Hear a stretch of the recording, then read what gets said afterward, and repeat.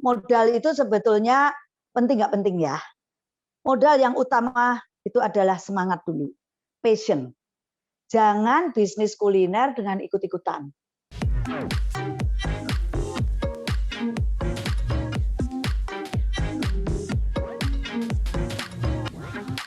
Halo Sobat Cuan semuanya, ketemu lagi di podcastnya CNBC Indonesia Cuap Cuan bersama saya Alin Wiratmaja. Kali ini kita akan membedah soal bisnis kuliner bersama dengan pebisnis legendaris di dunia kuliner yaitu Tante Swan Kumarga atau yang akrab dipanggil sebagai Tante Swan dan sekarang banyak aktif sebagai influencer dan juga content creator.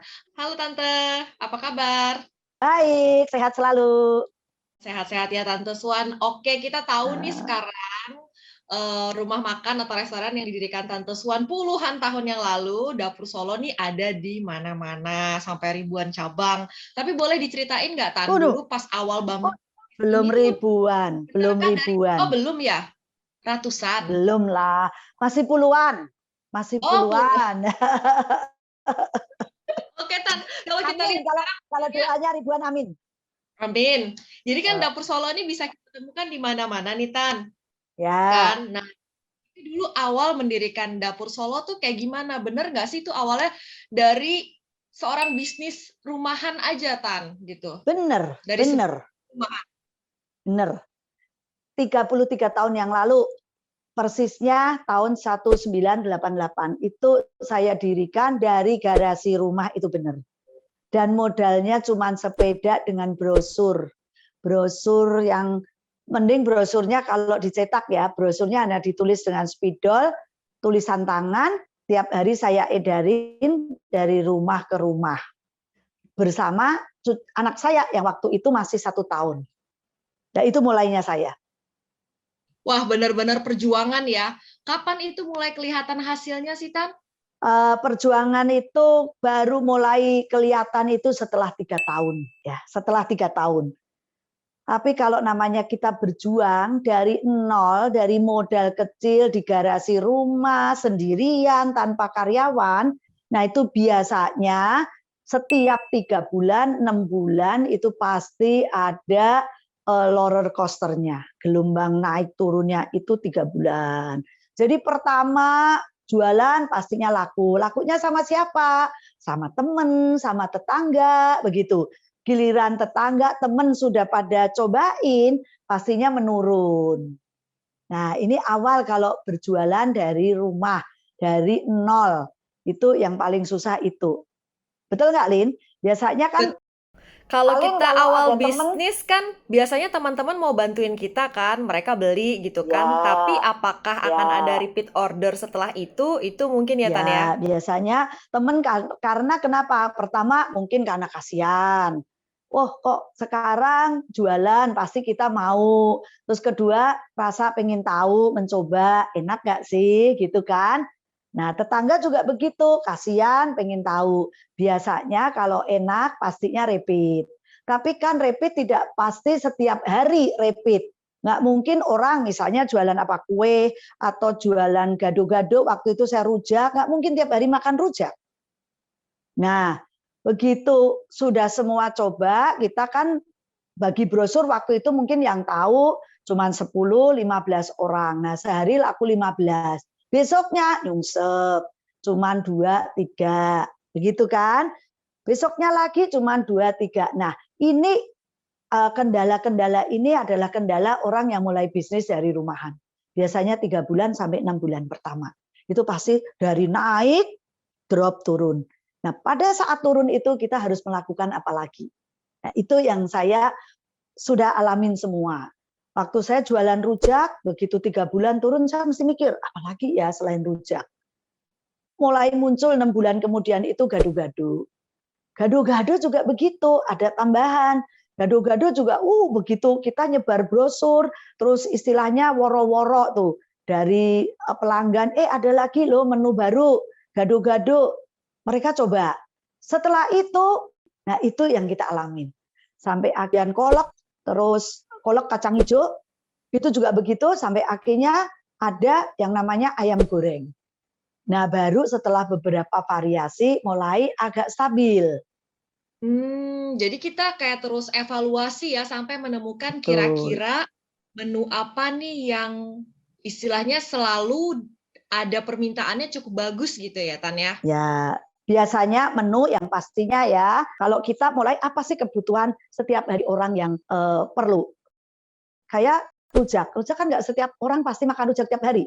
Tapi gado-gado, orang perlu. Buat apa? Makan siang. Gado-gado sama nasi. Nah, itu yang istilahnya waktu itu menolong. Dari rujak, terus ada gado-gado, mulai agak menstabilkan. Begitu saya tambah lagi dengan makanan iseng. Kolak, kacang hijau. Nah, itu mulai ada variasi. Oh, ada menu sampingan, menu utama, terus menu dessert, begitu. Terus tambah ayam goreng, oh jadi lengkap. Menu utamanya ada 2 macam, terus ada menu sampingannya ada 2 macam juga. Nah, mulai itu. Mulai saya untuk kalau sekarang enak ya, orang bisa pakai sosial media, gampang banget. Dan dulu kan nggak ada sosial media. Jadi saya benar-benar mesti brosur, mengandalkannya brosur. Dan harus mengandalkannya orang yang datang itu dianggap teman, minta tolong mereka, bantu dong kenalin ke teman-teman. Dari mulut ke mulut dan dari brosur. Kalau dulu, kalau sekarang sosial media dan pastinya mulut ke mulut itu selalu. Kalau enak pasti orang dari mulut ke Jadi mulut. kalau buat pebisnis sekarang sebenarnya lebih mudah ya dibanding zaman tante dulu sebelum ada sosial media. Iyalah, pastinya lebih cepat untuk naik. Saya perlu waktu 3 tahun untuk benar-benar saya bisa tahu bisnis saya ini eksis. Dalam waktu 3 tahun itu saya tahu, oh ini rupanya bisa dikembangkan. Baru saya mulai berpikir pindah ke ruko. Karena dari rumah, garasi rumah, problemnya juga lain. Begitu rame di perumahan, wah tetangga pada ngoceh tuh kiri kanan. Pada mulai keberatan. Karena kenapa? Pintunya ketutupan sama mobil-mobil orang yang parkir. Kan kita nggak punya tukang parkir. Jadi kan parkir mereka juga sembarangan. Bisa di pintu orang. Nah, begitu orang yang tetangga mau masuk pintu, Bu, ada mobil siapa nih? Tin, tin, tin, begitu kan? Dia cari, pasti ini ke tempat ini, Bu Swan nih. Beli makanan. Nah, mulai sering ribut sama tetangga. Nah, dari situ saya mulai. Kita kalau mau bisnis benar tidak bisa di perumahan. Saya harus perlu tempat bisnis ya di mana? Ya di pinggir jalan, lebih strategis. Nah, saya memberanikan diri untuk mulai nyicil ruko. Waktu itu kebetulan suami saya kerja di developer. Jadi saya minta dong ruko 1 dicicil. Nah, saya mulai cicil ruko di daerah Sunter. Nah, dari situ saya baru mulai itu bisnis beneran. Tapi ya rukonya kan nggak langsung modalnya gede. Kita pakai spanduk aja dulu juga masih pakai kain, nggak ada nama. Namanya apa? Bingung, bukan Dapur Solo yang seperti sekarang. Sudah punya paten. Dulu cuma RM Solo. Jualnya apa? Gado-gado, rujak, kacang hijau, ayam, nah ditambah nasi. Saya bikin nasi pecel, nasi gudeg, nasi langgi. Itu mulai saya dari ruko. Dan saya mulai dari apa yang saya suka. Jadi saya suka makan rujak, kalau nggak habis saya makan sendiri. Gado-gado juga begitu. Nah, nasi saya juga suka nasi yang, oh saya ingat kalau waktu kecil saya suka makan pecel, gudeg, langgi. Itu yang saya buat. Jadi dari situ saya dapat pelanggan, kebetulan di Sunter itu di area Astra. Jadi pelanggan saya rata-rata dari kantoran, dan kemudian kalau sore atau agak malam gitu ya, dari lingkungan perumahan. Jadi kalau mulai bisnis harus punya 2 tipe pelanggan. Kalau dekat kantoran itu menolong, siangnya pasti orang kantoran. Sorenya orang rumahan. Nah, itu yang dicari. Kalau kita jauh dari kantor, bisa rumahan aja. Cuman orang rumahan itu lebih susah. Waktu itu saya bilang, pertama, ya mereka kan sudah masak sendiri. Kalau beli lauk pauk atau beli makanan luar biasanya kalau mereka nggak masak. Nah, kalau sekarang ini kan Ya. banyak orang yang misalnya di masa pandemi mereka bisnis kuliner kayak gitu kan. Tapi sebenarnya untuk membesarkan atau memulai bisnis ini soal modal ini seberapa penting sih, Tan? Modal itu sebetulnya penting nggak penting ya. Modal yang utama itu adalah semangat dulu, passion. Jangan bisnis kuliner dengan ikut-ikutan. Ada orang yang nggak tahu rasa nih, nggak pernah tahu, misalnya gini, suka makan cuman tahu rasa enak atau nggak enak. Nah, banyak kan yang ini anak muda, tapi dia ikut-ikutan, nggak bisa masak, rasa juga nggak tahu, ikut-ikutan mau bisnis kuliner. Nah, tapi dia punya duit, mungkin dari orang tuanya, pastinya orang tua lah kalau anak muda. Nah, mereka minta, biasanya itu nggak tahan lama.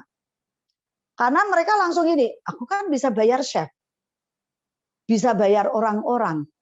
Nah, ya kenapa enggak? Aku punya modal, bisa bayar chef, dan nggak tahu know-how-nya bisnis kuliner. Masih awal, biasanya itu nggak lama. Jamin dah itu nggak lama. Karena saya sudah lihat beberapa, kecuali dia ambil franchise ya, yang sudah ada nama, itu beda. Itu pun juga kalau nggak diurus juga akhirnya juga nggak akan bersaing ya. Franchise kan tetap. Bisnis kuliner itu harus mau all out dulu. Tahu rasa. Saya mulai bisnis kuliner itu dari saya ke pasar sendiri, masak sendiri, jadi kasir juga awalnya, jualan sendiri. Terus setelah selesai, balik lagi ke pasar. Malamnya saya ke pasar. Besoknya saya masak sambil nganter anak sekolah. Setelah masak, antar anak sekolah. Itu terus saya rutin sampai kurang lebih hampir 5 atau 10 tahun loh. Waktu itu. Nah, jadi kalau buat anak muda, ya kan, kalau kuliner ini berarti all out, harus benar-benar tahu rasa. Kenapa? Karena kalau kita cuma ngandelin, kita punya duit, aku bisa bayar chef atau tukang masak. Kalau tukang masaknya suatu hari berhenti, tiba-tiba anaknya sakit, orang tuanya sakit, dia harus pulang ke kampung. Siapa yang akan gantiin? Kalau pemiliknya enggak, itu sering kejadian. Saya waktu mulai juga begitu, tiba-tiba dapat pesanan.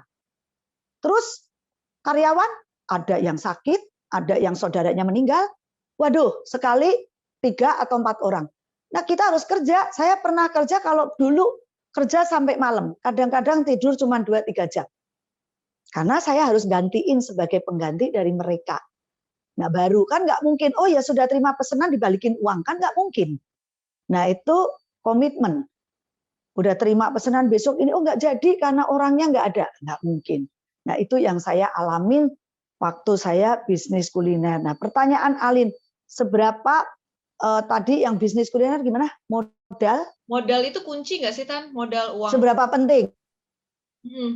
Yang penting semangat sih, kalau saya ya. Karena saya mulai bisnis kuliner dari cuma 100.000, kalau sekarang mungkin 1 juta. Bisa kok mulai, tapi semangat dulu. Semangat yang jangan gampang menyerah atau putus asa. Karena orang berbisnis itu pasti ada tantangannya, setiap orang. Nah, yang tadi saya bilang, 3 bulan, 6 bulan. Nah, itu gelombangnya. Tahan nggak ngadepin gelombang? Kalau tahan, ya kita akan mulai naik kelas dikit, gitu. Tapi kalau nggak tahan, ya sudah, nyerah. Udah capek ternyata bisnis kuliner, udah tutup aja. Barang-barangnya yang ada apa? Jualin jadi barang rongsokan. Tapi kalau tahan, ya pasti kalau sudah tekad. Jadi selain passion harus punya tekad. Benar nggak mau bisnis kuliner ini? Gitu loh. Jadi bisnis kuliner ini bukan bisnis yang waduh enak ya, enak duitnya kalau laku. Tapi nggak enak kalau nggak laku dan tantangannya banyak. Gitu. Kalau laku enak, siapa yang nggak ngiler, cash, dapat cash on hand, nggak ada utang, supplier bisa utang. Nah, kadang-kadang kan kalau itu aja juga masalah. Kalau kita punya duit cash, supplier utang, duitnya buat foya-foya kadang-kadang. Kita lupa kebutuhan banyak, akhirnya nggak bisa bayar supplier. Kendala juga. Jadi pertama semangat, kedua passion yang benar, tekad. Oh, aku mau berbisnis kuliner. Enggak bisnis setengah.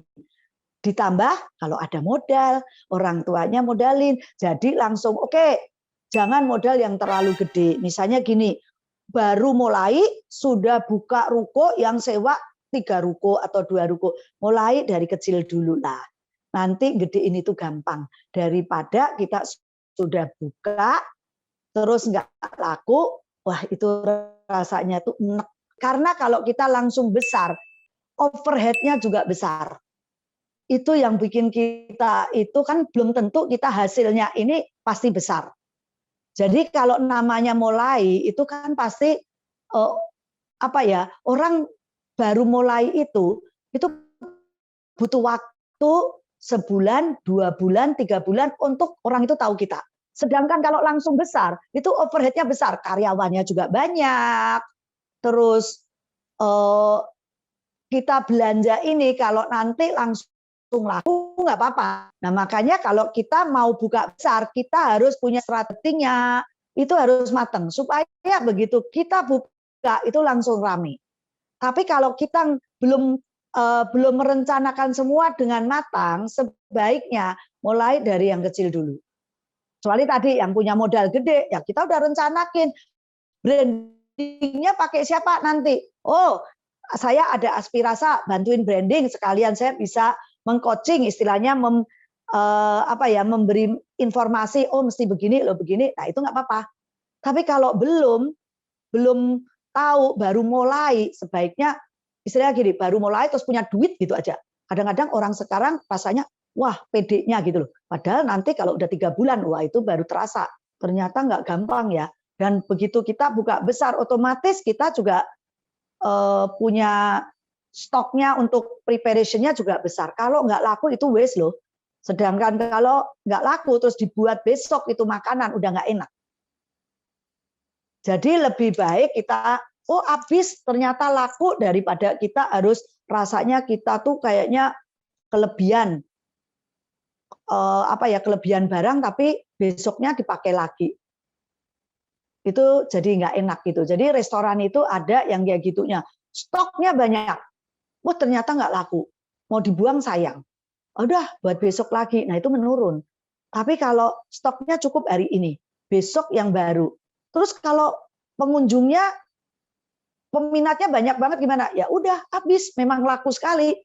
Oke, jadi harus all out dan start small aja ya, mulai dari kecil dulu, habis itu bertahap ya. Ya, betul. Kecuali memang mau franchise ya, mau buka franchise kan scale-nya ada yang kecil, ada yang langsung gede, yaitu terserah gitu.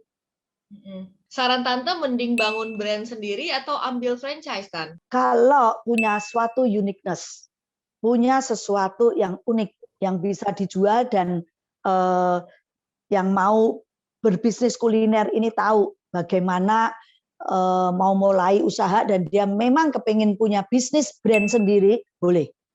Ciptakan, bangun brand sendiri. Tapi bangun brand itu perlu waktu loh, nggak bisa instan. Brand adalah lama kita menggeluti usaha itu baru itu jadi brand. Saya 33 tahun baru brandnya itu sekarang. Karena ada di mana-mana. Dulu juga orang nggak tahu brand. Nah kalau kita mau pakai brand yang kita beli, franchise, itu langsung gampang, cepet di mana-mana buka. Tapi ya kita nggak punya kebanggaan. Jadi kalau ada uniqueness yang bisa dijual, ya lebih baik bangun brand sendiri. Dan kalau punya modal, ya kita rekrut untuk sosial media, kita bisa punya brand, kita punya brand konsultan yang sekarang ini jadi digital branding, karena saya pun juga nanti bakalan akan punya satu digital branding khusus F&B yang namanya Aspirasa. Jadi kalau ada uniqueness ya ada yang bantu mikirin lah. Kalau nggak punya modal kan dulu saya, aduh duit nggak ada mau gimana, saya hire digital branding gitu. Kalau sekarang tinggal, saya punya duit ya udah mengenai sosmed digital branding saya pakai orang, pakai konsultan.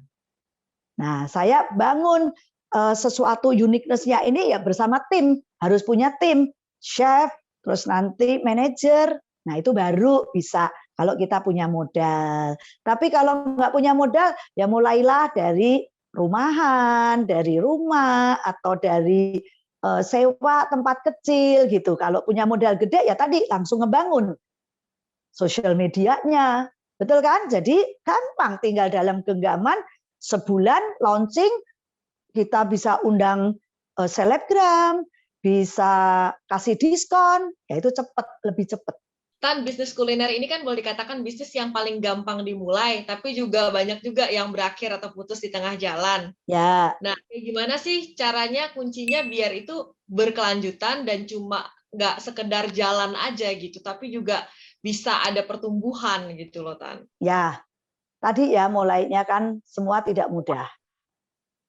Bisnis kuliner ini bisnis yang unik sih buat saya. Kita harus ada passion, tiap hari kita harus mikirin hatinya itu ada di bisnis kita. Itu harus.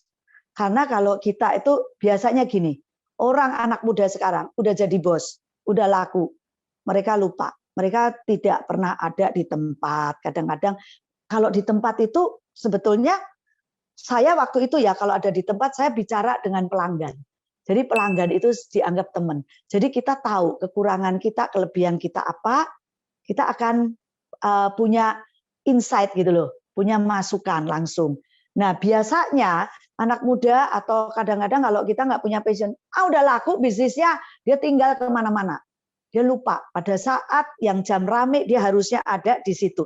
Mau nggak punya waktu kalau kita mau berbisnis kuliner, kita bukan hanya sebagai karyawan loh yang kerja 8 jam, kerja lebih dari 12 jam. Karena kita buka jam 10, mulai buka, jam 10 malam tutup. Biasanya kuliner kan begitu. Sekarang aja sejak PPKM, ini agak semua tiarap karena bukanya nggak tentu. Buka cuma dibatesin jam, sekarang sudah mulai jam 8. Dulunya boleh dibilang malah take away, nggak ada yang bisa dine in, ini repot. Nah mau nggak itu dulu. Jadi kalau bisa, oh saya tadi ya ini apa tadi punya prinsip, oke saya all out, ya bisa. Oke, Tan, dari sekian banyak aspek nih dalam soal bisnis kuliner, apa aja sih kunci kesuksesan yang paling esensial gitu, Tan? Kuliner itu harus punya 3 yang esensial. 1, rasa yang keterima, yang enak. Yang enak itu relatif ya. Minimal rasa yang diterima lidah orang. Itu kuncinya rasa. Kedua, servis dan kebersihan. Ketiga, baru harga. Servis, kebersihan, namanya makanan, itu kalau bersih dari penampilan aja udah kelihatan. Oh ini makanan ini pasti enak dan buatnya bersih. Itu kelihatan dari penampilan. Kemudian servis. Kalau kita dine in, kita harus servis yang baik tadi. Waiter kita harus training. Kebersihan ruangan, kebersihan toilet, servisnya harus ramah tamah, nggak boleh jutek sama orang.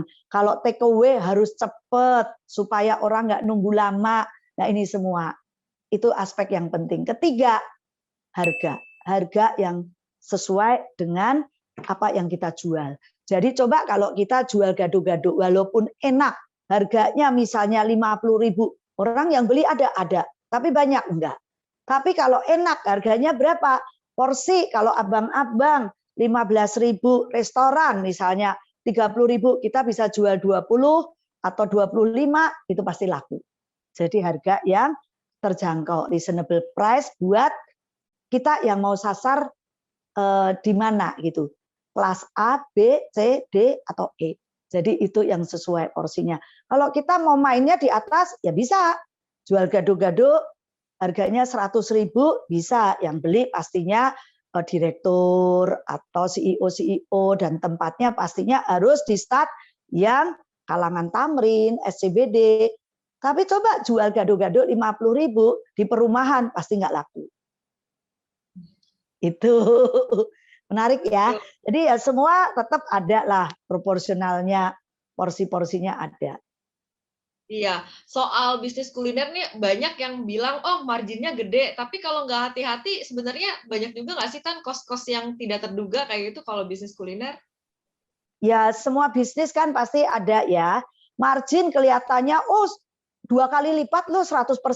Dari mana dulu kalau semua dikerjain sendiri? Iya, saya dulu waktu masih di rumahan, kerja sendiri, benar marginnya. Karena kenapa? Saya ya masak, jadi tukang masak, tukang belanja, kemudian saya juga jadi kasir, benar. Tapi begitu kita mulai besar, saya harus mengurangin itu porsinya. Oh tukang masak saya harus gaji. Terus saya harus punya kasir. saya harus punya manajer. Ya pastinya untungnya berkurang. Jadi profit itu sebetulnya sudah ada patokan lah. Food cost berapa, terus untuk nanti waste-nya berapa, itu ada patokan semua di bisnis restoran. Jadi kalau bilang 100% bisnis bisa, kalau dikerjain sendiri. Tapi berapa porsi yang benar? Ya tergantung dari 30 sampai 40, tergantung kita jelinya mengatur, supaya tidak waste, supaya harga suppliernya nggak kemahalan. Nah, itu butuh kita harus terjun sendiri. Oke, ini tantangannya setelah tadi sukses merintis dari bawah adalah pada saat bisnisnya sudah mulai besar, soal manajerial, leadership, ini dari seorang Tante Swan seperti apa sih, Tan? Kalau sudah mulai besar, tentang manajerial, ya kita harus cari ya itu tadi, taruh put in the right man in the right place. Saya waktu itu selalu trial and error. Kadang-kadang saya juga salah kok, tempatin orang, ini harusnya dia cocok jadi HRD, saya tempati di sales gitu. Jadi akhirnya juga apa ya, nggak smooth juga gitu. Jadi semua bisnis itu kita bisa trial and error. Saya mulai itu, coba ini bisa nggak ya di ini. Yang penting intinya kita mau maju, dan kita harus punya pada saat bisnis itu besar, kita harus punya manajerial. Saya waktu itu belum ada divisi keuangan. Mulai begitu maju, saya udah punya 3 atau 4 cabang, ada yang namanya finance. Terus ada marketing. Jadi itu apa ya, tumbuh seiring dengan revenue yang kita dapat.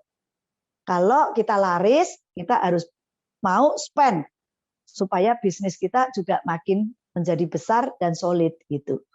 Tan, kalau misalnya ada yang sekarang nih kepikiran mau bisnis kuliner, tapi masih PPKM, sebaiknya menunggu pandemi selesai atau PPKM selesai, atau sebenarnya udah bisa mulai jalan aja sih, Tan? Kalau menurut Tante Swan kayak gimana? Ya, kalau saya bilang ya mau bisnis itu jalan-jalan aja. Di era yang PPKM atau sekarang ini pandemi, kita harus menyesuaikan. New normal ini kita harus menyesuaikan. Jadi kalau mau mulai ya jangan langsung buka dine-in. Buka take away dulu. Online. Nah, nanti setelah selesai pandemi baru kita mulai dine-in. Jadi dibalik. Kalau dulu orang mulai bisnis itu pasti buka restoran. Nah, kalau mau buka restoran dulu, siapa yang mau datang? Dan waiternya mau buat apa? Jadi mulai dibalik. Start dari rumahan, start dari take away, nanti kalau sudah laku, take away-nya juga laku, tahu rasanya orang, baru buka dine-in-nya. Bisa, jadi nggak menutup kemungkinan, aduh kita wait and see, mana dulu ya, memang ini si malakama. Orang yang sudah terlanjur buka restoran, ini benar-benar nyungsep semua. Yang pada punya dine-in, terutama di mall, bayangin aja itu, harus melayout atau mem-PHK, merumahkan berapa karyawan. Take away, untungnya ada take away yang sangat dibantu dengan sekarang GrabFood, terus Shopee Food, itu membantu sekali, Gojek, itu membantu. Online-nya itu cukup membantu karena kita tidak perlu menyediakan delivery sendiri. Kalau dulu saya belum ada yang namanya Grab, Gojek, Shopee, kita harus sedia delivery. Dan delivery itu terbatas, kita paling punya 1 atau 2, nggak bisa menjangkau. Kalau sekarang kita dengan adanya online itu, kita dibantu dengan promosi-promosi dari mereka juga. Itu sangat membantu. Walaupun kita harus menyisihkan sebagian komisi untuk mereka, potongan untuk mereka dari Gojek, GoFood, dan Shopee ini. Tapi nggak apa-apa. Tapi itu efeknya cukup bagus sekali untuk brand awareness, untuk kemudahan bahwa customer itu dapat dengan mudah mencicipi makanan-makanan kita. Nah, bagaimana kita bisa daftar ke Shopee, ke Grab, ke Gojek. Nah, itu kalau makanannya enak, pastinya itu ada kriteria yang mereka juga kurasiin ya. Nah, itu dulu. Jadi nggak apa-apa, go aja, jalan aja. Di saat kuliner ini kalau memang punya suatu tekad untuk berbisnis kuliner dan punya keunikan rasa, silahkan mulai. Karena saat ini mulai, nantinya kalau rame, kita akan panen pada saat setelah pandemi. Iya. Tan, pesen dong untuk teman-teman Sobat Cuan semua yang sedang merintis bisnis saat ini. Ya, buat sobat-sobat cuan yang saat ini sedang merintis bisnis kuliner, memang saat ini adalah saat pahit buat bisnis kuliner. Tapi jangan putus asa ya. Pokoknya tetap semangat. Yang tadi saya sudah uraikan sama Alin waktu di interview, jalanin aja. Jalanin, mengalir, semangat. Perhatikan 3 yang tadi, rasa yang harus enak, standar, kemudian servis, kebersihan yang benar-benar itu nomor 1, dan kemudian harga yang sekarang ini memang harus mulai kita untung sedikit, cuan sedikit nggak apa-apa. Yang penting orang lain bisa merasakan dulu. Berkorban dulu di saat pandemi ini nggak apa-apa. Nanti kita akan menuai panen setelah pandemi usai. Ya, semangat buat sobat-sobat cuan. Jangan takut berbisnis kuliner di saat pandemi ini. Karena kalau kalian memang punya suatu keunikan, silahkan mulai sekarang. Ini saatnya kita mulai merintis. Nanti kita akan panen. Suatu hari pandemi tidak mungkin terus, pandemi akan usai segera. Dan kita akan menuai panennya pada saat pandemi. Pada saat kita merencanakan sesuatu sekarang. Dan pikirkan dengan matang nanti kita mau apa setelah pandemi ini. Oke, mantap banget semangatnya. Kita semua terbakar dengan kata-kata yang menguatkan dari Tante Swan, founder dari Dapur Solo. Terima kasih waktunya untuk podcast Cuap-Cuap Cuan. Tante Swan sehat dan sukses selalu. Terima kasih juga Alin dan sobat-sobat Cuap-Cuap Cuan. Terima kasih, semangat dan sehat selalu. Ya Sobat Cuan, itu tadi perbincangan kita bersama dengan Tante Swan Kumarga, founder dari Dapur Solo. Semoga bisa menginspirasi Sobat Cuan semuanya. Dengerin terus podcast Cuap-Cuap Cuan di Spotify, Apple Podcast, dan juga Google Podcast, serta saksikan videonya di YouTube. Saya Alin Wiratmaja undur diri, sampai ketemu di episode berikutnya. Bye!